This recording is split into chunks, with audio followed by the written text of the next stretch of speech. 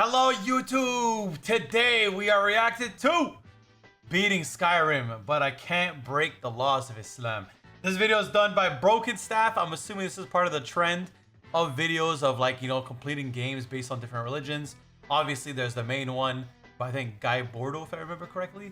I reacted to this video myself actually, but they made a video where it's basically you can't break the laws of Islam in Minecraft. That was actually a really cool video. So I'm hoping this video is just as cool. Just as accurate. I think they did a really good job.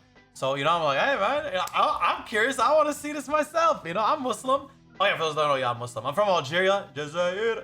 I've been born, I was born in Canada. I stayed here my whole life. Been to Algeria a few times. I speak Darija. Fusha is kind of iffy, in terms of being a Muslim, I pray, I read Quran, I fast. I went to Umrah, I think like 2 years ago. So, pretty good. I'm not perfect, unfortunately. Obviously, I swear. But yeah, also I've never played this game before, so I don't know anything about it aside from it's set in the past, that there's dragons, and I know the beginning was like wake up, blah blah, you were knocked out for so long, or how, something like that. I don't know. So that's all I know. But anyways, very excited to watch this. Like I said, I personally as an Arab, as a Muslim, it is very, very nice to see all these like videos by Islam. I like that, our religion is becoming more and more known around the world, and it's not just like something where like people are like, just the Middle East and that's it. Like I feel like now it's a lot more global, and I think it's cool, because I think there's a lot of misconceptions about the religion, and videos like this kind of like help people be like, oh hey, Muslims are not just savages or something like that. And it's like, well, obviously I know that, but a lot of my friends know that, but some random dude that lives in I don't know, Louisiana, in some random county ends up in this video. He's not gonna be like, oh hey, Muslims are actually maybe not so bad after all. So yeah, anyways, let's get into the video. Let's see what's going on. Skyrim without breaking any of the laws of Islam. Shout out to Guy Bordo for the inspiration. It is Guy Bordo, Before we get into the challenge, we need to break down what the laws of Islam really are. Islam law comes from two main sources. I think it's great so far. Sharia law from the holy text of the Quran, and the 5 pillars of Islam from the Hadith. So we need to make sure to follow both of these as best we can in Skyrim to have the perfect halal run. The 5 pillars serve as a foundation for the faith of Islam. They are as follows: Shahada, or the declaration. That's the easy one, of course. Salah, the daily prayer. That one, I don't know how Skyrim works in terms of timing. I don't know if the days are fast. I would imagine it's kind of slow. Maybe something along the lines of like Baldur's Gate, or maybe not Baldur's Gate. I want to say Witcher. So I think this should be possible. It shouldn't be too hard. The Minecraft one was tough, but we'll see how this one plays out. Also, they'd be traveling a lot, right? Zakat shouldn't be too hard. During Ramadan. I do know in the other video, the Zakat, I think he did it incorrectly. I think he did it like a quarter of his earnings and not like 2.5%, which ended up like really draining his resources, which I think is cool, but obviously not how it works. Psalm, what is that? Oh, fasting and Hajj, the pilgrimage. And of course, yeah.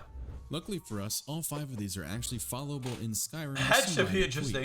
Starting with the easiest law to complete, Shahada, the declaration of faith. This is fulfilled simply by uttering the phrase, "There is no God but Allah, and Muhammad is the messenger of Allah." For Skyrim, we'll just type this into the console commands, as there's no way of speaking this or typing it in. There's something so funny about people being religious in a game. It just kills me, bro. It's like, and I know I mentioned in the last video as well, where the guy's like, hey, can I eat pork in Minecraft? And it's like, brother, what are we doing, man? It's not that serious. I know some people actually don't eat pork in Minecraft, which I think is like, hey, I mean, in a way, it's kind of commendable, I guess. But I'm like, guys, like, as long as you're not eating pork in real life, like, you're fine. As long as you're not, like, as long as you're praying IRL, like, it doesn't matter if, in game. But still, it's funny. It's funny to see. I've ever witnessed this. Oh, God. Allah. I've ever witnessed that Muhammad Sallallahu Alaihi Wasallam's message. I think that's wonderful. In chat. All right. 1 of 5 completed already. This challenge should be a breeze. For sure, man. Yeah. It was not. We start off the game as the most seeming race, a red guard guy. His name will be Mustafar. Journey through the Helgen prison, where Rayloff has to pick up Gungnir's gear. But wait, we can't actually do this, as it is stated under Sharia law. Whoever plunders the wealth of others is not one of us. The principle here is that there's a difference between greed and necessity, and that moral law always outweighs convenience. The Islamic concept of izza, or honor, maintaining dignity in action even unseen. This led us to our 100%, because a lot of people try to do stuff, and I'm not gonna lie, man, I speak on behalf of like every religion here. I hate religious people that do stuff and like pretend like God is stupid. I hate that shit. Whenever like people are like, oh yeah, like they'll have like sex, for example, and then instead of doing like, you know, they'll get like, I don't know, like head, and they'll be like, oh well, it's not sex, so technically it's not. Like, brother, what are we doing, bro? You get the point. Just accept that all you did is haram, and just try to either not do it again, or if you do it again, at least just, you know, keep praying and asking for forgiveness. Like, it's simple as that. You know, it's like there's stories of people like, I think it's the Amish, I could be wrong, where it's like they're in a bed, like they're just butt ass naked, and then instead of just having sex like normal people, what they do instead is they have somebody bounce the bed up and down, so that way, like, technically it's not them having it, it's they're a victim to the forces being applied to them. You know, it's like, what are we talking about, dude? Just like, God is not stupid. Like, please, like, just accept what you did was wrong, and you know, and that's it. You know, like God is forgiving, right? Like, God's forgiving across all religions. Like, he knows where, you know, we have temptations. He knows this and that and this and this, and it's like dude, he knows. Like God does not expect us to be perfect. He expects us to try to be better versions of ourselves every day, and sometimes we'll fail. And, you know, we ask for forgiveness, we ask to be better, and we keep doing that. It's very simple. But these people, I don't get it. So I think whenever people are like, you know, they steal and they're like, ah, yeah, well, like, God doesn't see you, like, morons. Weapon being our hands, which is perfect because the next law of Islam is to never duck a fade. We will exercise shortly on the Imperials. It is stated that we must only defend ourselves, but that we cannot retreat. So we must wait for them to attack us before fighting back, giving out mean 1-2 combos like McDonald Happy Meals. We go to pick up some things, such as the gear on the Imperial soldiers that attempted to kill us. But wait, this is considered looting as well, isn't it? You can take it from necessity, if I'm not mistaken. What's taken from enemy combatants, or from spoils of war. Those who raise their blades first can be considered ganima, or lawful spoils of war. But even this has its own rules. The Quran stating that the spoils belong to Allah and His Messenger, meaning they're not for greed, simply for justice. Yeah, you can't just take whatever you want. Open combat, you know, we deem it for justice and survival, so we keep the loot we pick. Just real quick, a little side note, because I think a lot of people are very confused about this, so like go about it different ways, and I think this is why interpretation in religion could be very dangerous. Also, you know, leaves a lot of like openness. Like, for example, let's say I see there like a, you know, like a chalice of gold, right? Do I need to rob that chalice of gold? No, you know, because it's not a necessity, you know. But then again, it's like, well, you know, if I don't take it, you know, I won't have money, and then maybe if I don't have money, then, you know, I might be broke in the future, and then blah blah. So now it's like now it leaves up for interpretation, and I think that's why it matters like very deeply what's in the heart, you know. And I think that's like the main thing I always try to like strive for and try to explain to people. I'm like, religion is great and all, but if you don't have in your heart the actual love to follow it properly, or like to follow it based on like what is right, and like what are you doing half the time, you know? Like, if I'm taking something and I'm like, well, I just deserve this, it's like, what's in your heart, brother? Think about it. So I think it's cool. Picked up and advanced through the dungeon, making sure to only slay those who attempt to attack us first. Oh, I'm also learning. We run into the bear. Normally, we'd walk up and sneak this bad boy, sending his fluffy ass back to the grave. But there's a few laws of Sharia law here at play as well. One, you cannot hunt unless out of necessity for survival, and you can't eat predators anyway. Yeah, predators, and two, for sure. The halal food rule. Every killing an animal must be a one-shot with a sharp blade, with true. Allah's name spoken via saying Bismillah. Now you can kill a bear right off the bat. By the animal. Therefore, we must sneakily pass. Oh boy, if I catch Rocket's staff, Lord have mercy. After leaving Helgen, we made our way to Whiterun, avoiding as much conflict as possible. Dude, I really should play this game. And we are forced to fight. Once in Whiterun, it was time that we finally talk about the second pillar of Islam, Salah, or the daily prayer. This would serve as one of the hardest parts of the challenge to keep up with. See, in Islam, you are to pray 5 times a day facing towards Mecca. These are to be done at certain times. Those times. I wonder if they'll mention, because I know in the Minecraft video they did mention, I think, traveling, like the prayers like cut in half and you could do them like together. It's being dawn, midday, afternoon, because if he does implement that, at night. And then it would be a lot easier. No matter where you are. However, there are a few exceptions to this rule. If you're in a jihad, traveling, or in danger. And these are governed by the laws of Qasr and Yam. Yam? Am I crazy, or does that say Jama'? Maybe Jama'? I'm not too sure, like I said. I know how to, I think I know how to read. But like, I'm over here doubting myself. Like, is that a chad? No, that's definitely a job. I'm not crazy. But like, that's not. I don't know, what is this? Actually, Gemma, I mean, Gemma is a mosque. And if it was like, no, because it would be Jama'ah. No, this is just Jama'. What is this? What is this word? I actually don't think I know. Okay, maybe you'll explain. Last time, you see what I mean? Like, my Arabic's not perfect. It's a work in progress. Forgive my pronunciation. Qasr is where you'd shorten the prayers, and Yam is where you'd combine prayers, such as midday and afternoon, and an evening and night. You can see it in this excerpt here. And when you somebody might have to give me some explanation. There is no blame upon you for shortening the prayer. Yeah, exactly. If you fear that those who disbelieve may attack you. Indeed, the disbelievers are ever to you a clear enemy. So basically, in times of travel or hardship, Allah does not burden the soul beyond its ability. So I shorten my prayers when needed, not out of neglect, but in gratitude for the mercy granted to travelers and warriors alike. Pray in Skyrim, since we cannot do the animations. We will simply find a body of water, crouch in it 3 times, and then face towards what will serve as our Mecca. Yeah, that works. In this case, High Hrothgar. This would be ongoing daily for the rest of the challenge. Okay. We've effectively completed our 2nd pillar. And that brings us directly into the 3rd pillar. Is that like the is that High of Hrothgar, like the tallest mountain or something like that? Or charitable giving. In real life, there's some stipulations behind this pillar for Muslims. I believe it goes something like, zakat means purification, because by giving, the believer purifies their wealth from greed, selfishness, and materialism. The Quran states, take from their wealth the charity by which you purify them and cause them to increase. Traditionally, this zakat is around 2.5% of liquid assets of a Muslim's annual wealth. But in the Skyrim challenge, we truly want Allah's favor and to cleanse wealth, so we will be donating 50% of our septums earned and any raw materials such as ores. 50%. So I go to the beggars within Whiterun and start by giving them septums. But I realized you can't donate more than 1 septum, and only once per day. So instead I decided we would purchase things from vendors on the street as well and merely drop the items in front of them, serving as gifting our wealth to them, completing the 3rd of our 5 pillars. But why 50%? Is that, I don't think that's how it works in Islam, right? It's not like the more you get, is it? I mean, I guess, right? But also, like, no, I'm actually not too sure about this, because like 2.5 is what you're supposed to do. Obviously, giving more is good if you can. So I guess it's kind of, yeah, okay, never mind. This now brings us to our first real major gameplay altering law in the challenge, the 4th pillar, known as Ramadan. Ramadan is the 9th month of the Islamic lunar calendar, in which Muslims fast from dawn to sunset for 30 days. It serves as a time of spiritual elevation, restraint, and charity, where worship is intensified and the soul is disciplined. I'll be honest, actually I did not know that. I didn't know it was the 9th month of the Islamic calendar. That's actually news to me. I never actually thought about it like that. Because I know I think the Islamic year is a bit shorter, I believe by 5 days. Which is why like every like year it's like closer and closer. It gets earlier in the year.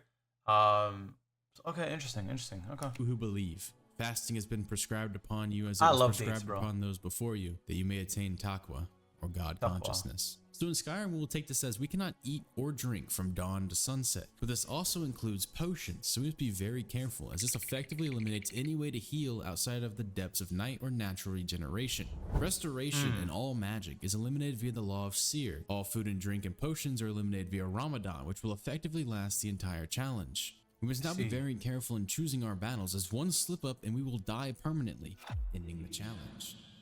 Now that we know of 4 of the pillars, you may be wondering what the final one is. Yeah, I'm very curious about Hajj. But before that, we must prepare some gear. And to do this, I must pay a fair price for my items. I do not haggle unfairly, nor do I steal. Islam commands honesty in trade. The honest and trustworthy merchant will be with the prophets, the truthful, and the martyrs. Now that I had fully acquired what I needed, it was time to continue. But remember when I spoke briefly on Mecca earlier? This brings up our 5th and final pillar of Islam, the Hajj, or... I'm kind of curious because I actually did not know about the trading thing. I mean, technically it makes sense. But does that mean like whenever like recently I got an iPhone 16, right? But then I got it, some guy was selling it for 800. It was actually already cheaper. 800 Canadian, by the way. Which is like 570 USD or something along those lines is what I'm guessing. Somebody feel free to double check that. But that's already very cheap. And then I'm like, yo man, can I get it for like 750? You know, that's kind of being dishonest. I already have a discount and I'm now trying to get a bigger discount. You know, it's not like taking advantage of people. I don't really know. I might be tripping, but that's a good reminder. Pilgrimage. Now, obviously, Mecca as it is in real life does not exist within Skyrim. Exactly. So I thought for a moment on what would be the most realistic place to connect with Allah on this spiritual pilgrimage, and High Hrothgar stood out easily to me. The journey of climbing the 7,000 steps is already considered a pilgrimage by those in-game already, Though it's an easy correlation, but Hajj is more than just walking to High Hrothgar. We must dress simply in robes with no weapons drawn. It's like, what's it called? I went there when I went to Umrah. Oh my God, Jabal al-Nur? Is that what it is? Do you know the mountain that like the Prophet ﷺ, where he got revealed the Quran from the angel Jibreel? That, right? Like is that what's called Jabal al-Nur? I don't know. I went there. It was such an experience. Oh my God. Highly recommend. Highly recommend. Literally 10 out of 10. I loved it. That was probably like my highlight of the whole Umrah trip. But to fulfill my Hajj, may Allah accept it from me. We must meditate on Allah. For this, I will choose the first shrine on the 7,000 steps journey. We walked on foot from Riverwood all the way to Iverstead, avoiding all violence in accordance to the Hajj rules. Now this is technically running from a fight, which breaks Sharia law, but it is also said that we should have no weapons drawn, so just for the pilgrimage I'm allowing myself to retreat, so to speak. We must walk the 7,000 steps to reflect on Prophet Ibrahim's perseverance. We ascended the 7,000 steps of High Hrothgar, pausing to reflect at shrines and scenic points, again, while avoiding all conflict. And then we must pray atop High Hrothgar facing the sky. At the summit we faced the sky, knelt, and left an offering to Allah of gold, food, and books. O Allah, accept this from me, I have come seeking you. Is that what, I don't think you're supposed to be doing that though, right?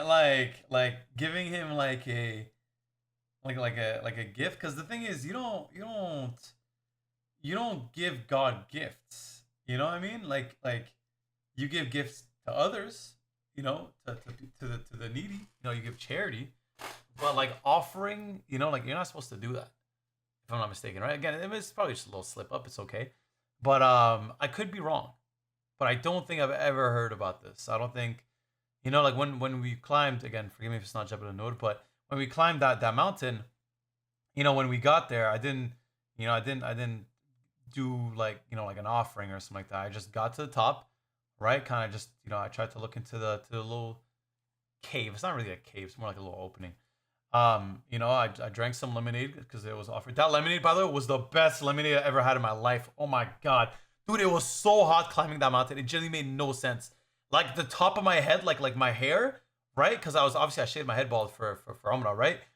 Bro, literally, I got sunburn on my head. And I like, the thing is, I had put sunscreen everywhere except for the top of my head. Because for some reason, I just didn't process that like it would burn. So like, it was just flaking like the whole, it was crazy. But anyways, yeah. Stood on the mountaintop, far above the world and its distractions, I remember that this life is only a test. All power, fame, and fortune fade, but the soul endures. That is true. To Allah we will return. This would mark the completion of all 5 pillars of Islam and allow us to finally start the task of beating Skyrim. The goal of Skyrim, if you don't know, is to stop this world-ending dragon from, well, ending the world. Luckily for us, I'm a professional and got this game down to a T. We first made our way to Bleak Falls Barrow, encountering non-believers in the form of bandits and the undead, putting them to rest only after they tried to bonk me first, of course, making sure not to steal or loot anything as to not desecrate the dead. After this, we made haste back to Whiterun, to give the court non-believer Farengar the Dragonstone. Allah does not forbid you from those who do not fight you because of religion and do not expel you from your homes, from being righteous toward them and acting justly toward them. Indeed, Allah loves those who act justly. This excerpt basically says that we may speak with Farengar, we may deliver the Dragonstone and complete our obligation, but we may not engage in or approve of his magical practices. Though Farengar engages in seer or sorcery, I speak to him only to fulfill a duty. I do not seek his knowledge, nor do I approve of his path, but Islam commands justice, even with those who disbelieve. I like that actually. That's very well put. After delivering the Dragonstone to Farengar, the guards informed us that a dragon... Because I think a lot of people move around as if like if you're not Muslim yourself, like it's like you are just evil and like I shouldn't talk to you and everything. And it's like, it's not like that, you know? That's only if like they attack you and like, you know, like they try to harm you and stuff like that. Like that's the type of disbelievers that are like actually bad. You know, if someone sits there and I'm trying to pray and someone kicks me because they're like, you're not allowed to pray. Bro, they're running a fade, you know? But if it's just like a person that tells me, you know, I'm at a store and like, hey, excuse me, like, but you can't pray here. That's okay. You know, I got to listen to their rules. You know, I can't just be like, I do what I want, you know, because that's you know, that's wrong. So a lot of people that are not educated about religion will sit there and demonize Muslims for that, and a lot of Muslims will demonize people that are not Muslims for that as well. And I think that's a big issue. A lot of that, you know, pertains around religion. Dragon had attacked the western watchtower. Jarl Balgruuf called for us to help his people, and naturally, we rushed to aid them. Not out of desire for violence, but to defend the innocent. Under Islamic law, fighting is only permissible in defense, and in this moment, Whiterun and his people were under attack. With the sun setting behind me, I whispered Bismillah and joined the battle. The dragon roared, a clear aggressor, a threat to life. I fought only to stop its destruction, both of myself and the tower. I like how he Upon its explains death, something strange happened. I absorbed its soul. The soldiers called me Dragonborn, and this leads to a potential issue. The Thu'um, or shout, in the lore of Skyrim, shouting is a gift from the divines, and the voice is seen as almost godlike. But in this run, I have reframed it. The Dragonborn was not made by the divines. He was created by Allah, chosen for this task, and the Thu'um is not learned magic, but an innate ability granted by God in this case. So yes, we can and will use shouts for this challenge. But like everything else in this run, That's such a massive cope, but like obviously, you know, you're trying to beat the game, so like, you know, it's, like I said, I think it's silly, but the way he reframed all that was pretty funny. He's like, no, it's not, you know, it's like the divine is Allah. This is how one of my IRLs would play the game, bro. Bro, he was trying to play God of War. And then he's like, I was be like, no, man, they're telling me to slay gods. No, there's only one God. Allah. And I was like, bro, it's not that serious, man. But like, you know, but like I said, I'm never going to judge anyone that's, you know, that takes a religion seriously like that. Because, you know, I think it's very respectful. Very commendable. Be used for good, never for personal gain, never to harm innocents, and never to oppress. We climbed the 7,000 steps again. What that is. This time, not for Hajj, but to meet the Greybeards. They do not challenge my faith, nor do they try to convert me. They simply teach me how to use what Allah has already given me, so I learn the word of power, but I never bow to their gods. The Greybeards then asked me to retrieve the horn of Jurgen Windcaller. This meant entering yet another ruin, likely filled with undead and bandits. And according to Sharia law, dealing with the dead must be done respectfully. Desecration is haram, so I resolved only to fight the undead if they posed a threat, avoiding them otherwise. And I would not steal from tombs unless the item was required by quest progression or desperate survival.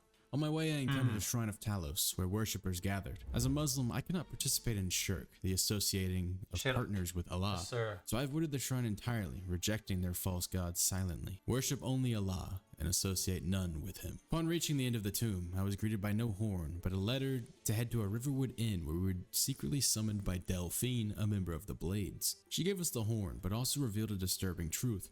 Alduin was returning and the dragons were resurrected. She asked for my help, and here I made a clear intention. If this is to preserve life and defend the innocent, I will help, but I will not break the law of Allah in doing so. With that intention in place, I followed her to confront a resurrected dragon in Kynesgrove. The dragon attacked a village. Innocents were nearby. I waited for it to strike before fighting, in accordance with the Thalmic principles of just war. No aggression, only defense. I whispered Bismillah before drawing my sword, as every combat must begin in... I have a question. I don't think I have the answer to this, but obviously, I don't think, you know, like I don't think it's always like get hit first then strike back. Like it's very clear when something is an aggressor, you know. I don't think, and I could be wrong, because imagine like I get into a street fight. What do I have to wait for them to punch me every time? No, if someone's clearly trying to fight me, I can fight first. Like I'm allowed to, you know. Like I would hope so, right? I think so. I could be wrong. I have to look into this. Somebody please give me clarification if I'm wrong. God forbid I'm wrong, but. Yeah, because I like, you know, like a war is a war. That's a very clear thing, right? If you're at war with the enemy, you know they're the aggressors and they're out for blood.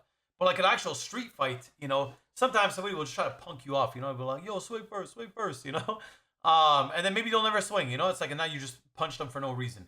But then also, it's like, if they're displaying that level of aggressiveness, I feel like it's warranted to fight first, you know? Even though it's not, they attacked you, but like, they're coming at you with their actions and their words, and I would assume that it would fall under, because again, imagine you see a guy 6'9" and you're, I don't know, 5'4", and you see him, he's ready to fight you. Are you gonna tell me you want to wait for him to punch you, bro? He punches you once and you're knocked the hell out.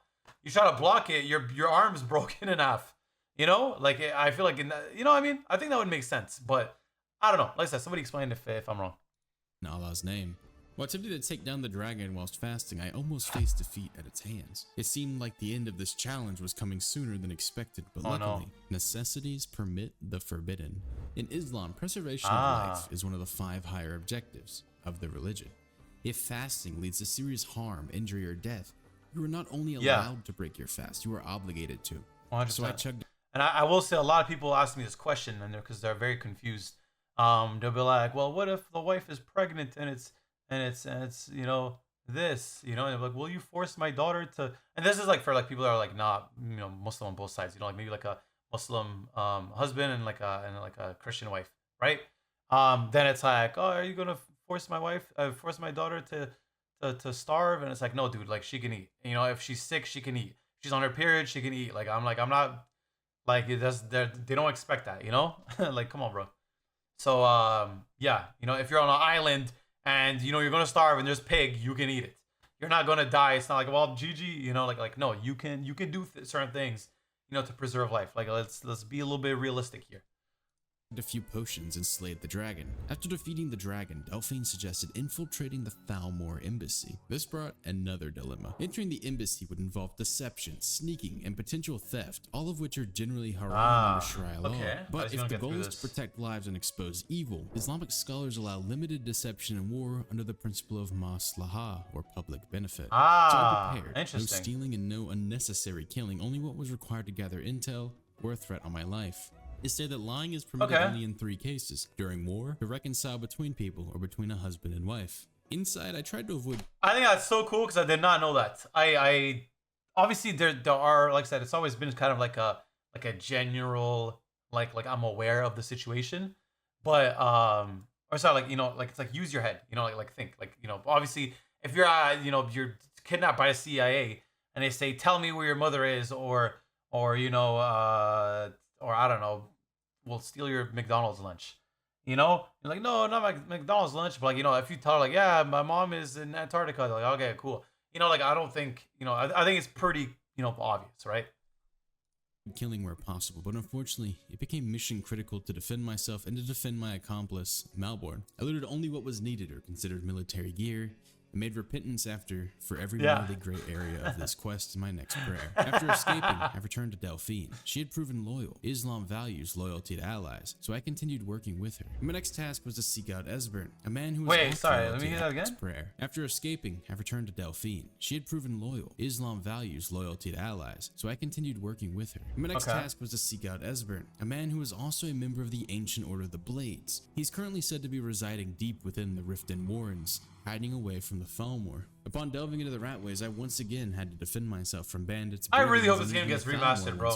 I will have to play it. Enemies of Allah who must be dealt with, true violent non-believers. And then making sure to pray once we were out of the Ratways safely. Esbern would tell us our next objective with Alduin's wall, deep within Skyhaven Temple. And once again, the path was dangerous, but I remained committed. Finish what you start unless it breaks your faith, the Sharia principle of Ad, or fulfilling your covenants. At the temple, Esbern revealed Alduin's history. We learned that I would need to learn the shout Dragonrind, a tool of immense power, to obtain it. I had to speak with Parthenax, the dragon who used to serve Alduin. Here lies a moment of deep Islamic reflection. Parthenax is a being who once committed great evil. He has since repented and now seeks peace. Islam teaches that even the worst sinner can be forgiven if they repent sincerely and reform. Say, O my servants who have transgressed against themselves by sinning, do not despair of the mercy of Allah. Indeed, Allah forgives all sins. He had repented and now acted in the name of good, so working with him is fine and does not violate the Sharia law. Now to learn Dragonrind, I had to recover the Elder Scroll. Esbern had no knowledge of where it might be, so he sent us off to the Palace of Seer, known as the College of Winterhold, a place filled to the brim with non-believers or practitioners of sorcery. If you've ever played Skyrim, you know there's about to be a major issue. I stated earlier that we absolutely cannot practice magic. It's one of the core elements of this challenge under Sharia law of Seer. To enter the College of Winterhold,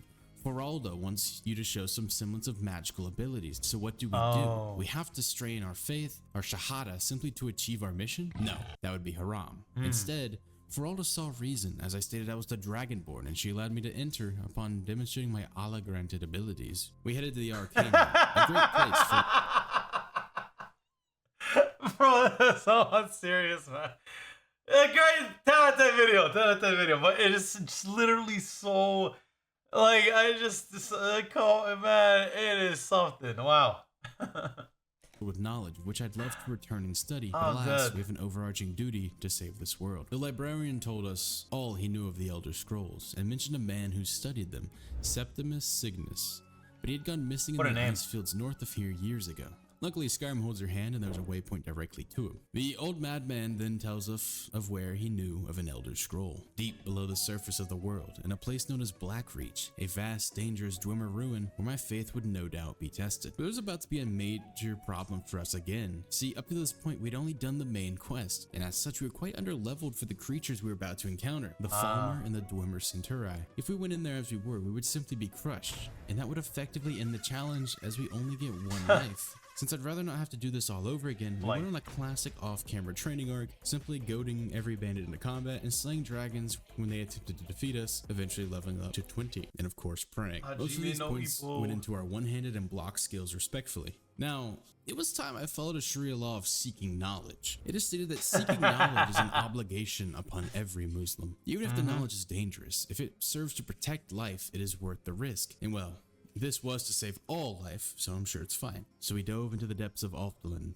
to attempt to get to Blackreach, making our way through, having to again unfortunately end lives I didn't wish to, but they attacked first, and rule number 1 of Islam is to never duck a fade. Never duck a retrieved fade. the scroll from Blackreach and returned to Septimus to give him the lexicon in exchange for information I agreed on earlier. But after giving it to him, we learned the thing he sought to open contained the heart of a so-called god, but there is no god but Allah, so I went to leave him and refusing to work with him any longer. This would be where we'd be tested once more. Upon trying to leave, a devil blocked our way, whispering sweet words of power into our ears, but Allah protected me as I denied his offer. I'll never join you without demon. With the Elder Scroll, I returned to the throat of the world, praying before entering the time rift to witness the moment Dragonrend was first used. Learning its words and preparing for seemingly the final battle against Alduin, fierce combat between man and dragon broke out. But with the use of Dragonrend, it looked like we would defeat him, fulfilling our duty to Allah, but the dragon could not be defeated just yet and flew off. Phoenixx let us know of a way to find Alduin by capturing one of his comrades in the old Dragon's Reach Palace of Whiterun, which was built to capture a dragon by an old Nord king. We ventured out, making sure to fulfill our salah when needed. Jarl Balin thanked us for our previous help with— Why is he always?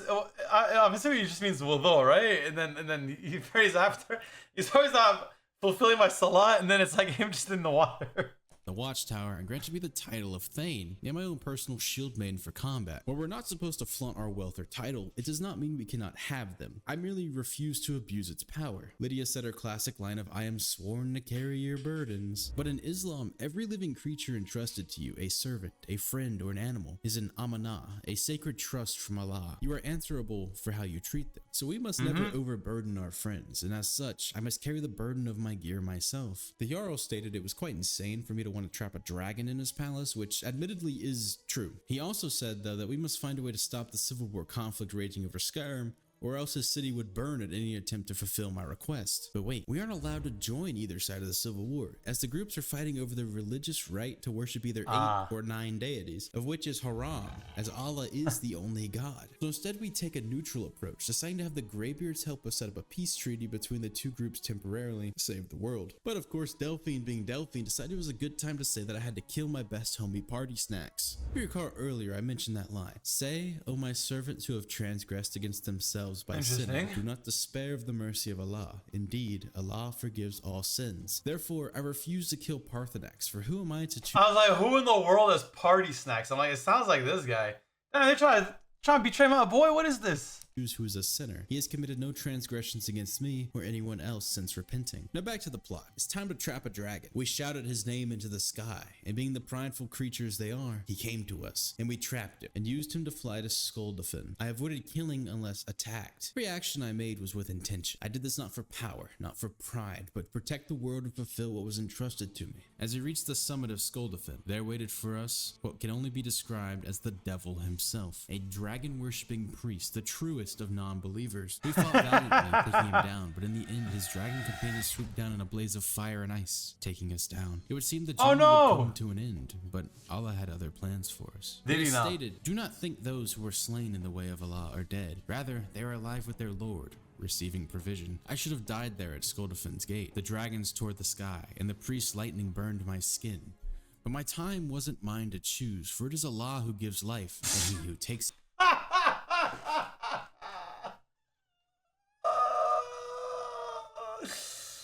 This guy is like, I lost in the game and I have to respawn, and he just cope of the set. I love it.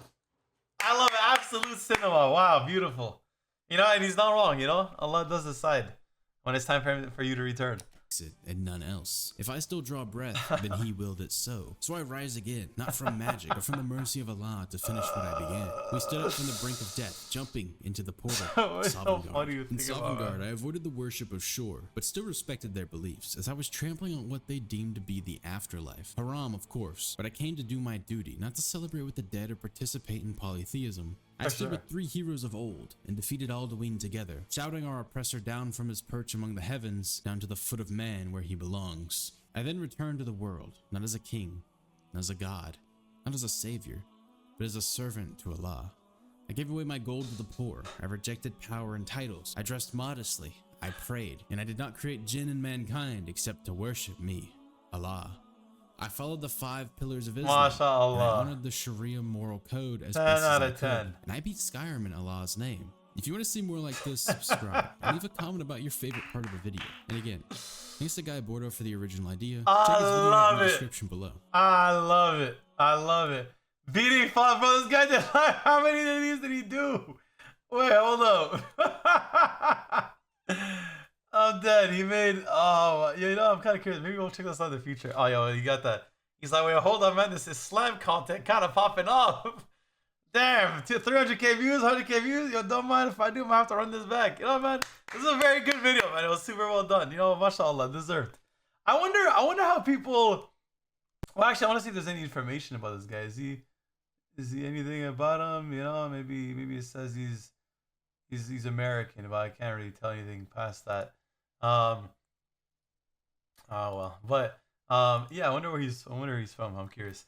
Anyways, that is all from me. Hope you guys enjoyed the video. Let me know what you guys think. Do you guys think, you know, there's a few things where I'm like, you know, I'm not gonna lie, when he started doing some stuff and he's like, in the name of Allah, and I started laughing, I'm not gonna lie, I was a bit ashamed myself. I was like, I don't know if I should be laughing at this, but like, it seems so ridiculous in a way. The concept of the video is very like ridiculous per se, but it is a good way to learn. Like I said, I think even myself, I learned, you know, I'm not gonna stand and be like, you know, and it's like, it starts, I know a lot of people, when, you know, when anything revolves around religion, you're not supposed to laugh, you're not supposed to make, you know, mockery of it and all that stuff. And I don't know, I don't really see it as mockery. I think there are some stuff that I think are quote unquote baffling, but let me know what you guys think. You know, do you guys think this is mockery? Because I don't think it is. I think in a way it's educational. I think in a way it is creative, of course. And I think they do mean it in a respectful way. You know, they're not mocking or anything like that. You know, if they were like, well, it's a stupid rule, so I'm not gonna do it, then I'd be like, all right, bro, like I've heard enough. You know, then it's like, that's disrespectful. I can't entertain this. But you know, they try to follow everything properly. You know, they give context as to all their decisions, why they did certain things. You know, if something was like they can't do anything about that, you know, they try to like, you know, remodify it. Which, you know, like I said, like some people might be like, well, no, you just can't. But I don't know. You know, God forgive me if I'm wrong. You know, Allah knows best. So let me know what you guys think of the video. Let me know if there's anything I should react to. Again, the only reason I found this video is because somebody recommended it to me under the Minecraft video, the Islamic Minecraft video. So like I said, I'd love to react to more stuff. I really like sharing my religion because, like I said, I don't think there's a lot of Muslim creators, and if there are, you know, they're more educational over anything else, or they kind of just hide their faith. So I like just being able to, like, you know, talk about my religion freely. It's been very, very fun. Anyways, that is all from me. Hope you guys have a beautiful day, and thank you guys for watching. Bye. Or oh, wait. Assalamu alaikum. All right, anyways, peace out.